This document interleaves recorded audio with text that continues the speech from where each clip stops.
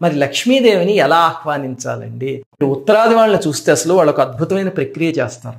వాళ్ళ దగ్గర ఉన్న నగలు, బంగారం, డబ్బు అవన్నీ తీసుకొచ్చి అమ్మవారి దగ్గర పెట్టి అప్పుడు ఏదో ఆరగింపులు పెట్టి భజనలు అవి చేస్తూ ఉంటారు వాళ్ళు.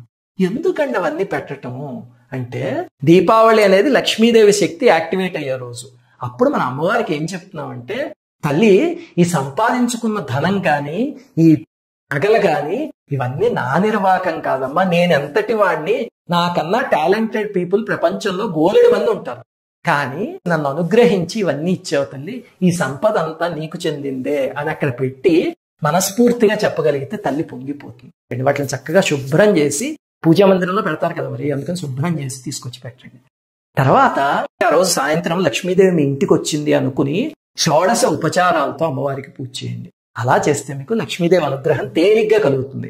అందరికీ దీపావళి శుభాకాంక్షలు. శ్రీమాత్రే నమః.